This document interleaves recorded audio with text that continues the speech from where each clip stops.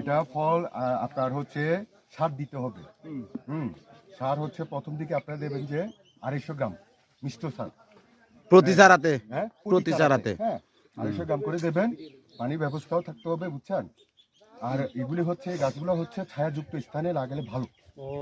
হ্যাঁ ছায়াযুক্ত স্থানে, বুঝছেন। এটার জন্য আলাদা কোনো লাগে না। যেমন আমরা আম বাগান আছে অনেকজনের, হ্যাঁ কলা গাছও থাকতে পারে, এরকম ছায়াযুক্ত স্থানে গেপে লাগাই দেবে, আলাদা জায়গার দরকার হয় না, বুঝছেন। এই রুবাস্টার এই একটা ভালো গুণ। ছায়াতে আরো গাছের গ্রোথটা আরো ভালো হয়, বুঝছেন। আর ফল হচ্ছে এই 3 বছরের পর থেকে ফল দানা শুরু করবে। বছরে 2 বার করে গাছে ফুল আসে, বুঝছেন। এই যে এই সময় একবার ফুল আসবে ফেব্রুয়ারি মার্চের দিকে।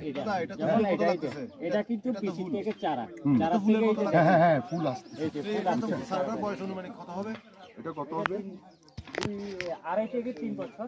না না না ঠিক আছে, বেশি হবে না, বুঝছেন। এটা বড় জোর কত হবে?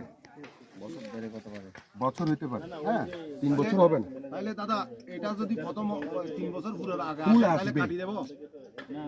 না দরকার নাই, পাইতে পারে। আর একটা কথা হচ্ছে গাছ লাগানোর পর গাছের এই যে 1 মিটার উচ্চতার 1 মিটার যে ডালপালাগুলো বার হয় এগুলি কেটে দেবে। এরকম হলে গাছটা আরো তাড়াতাড়ি বৃদ্ধি পাবে।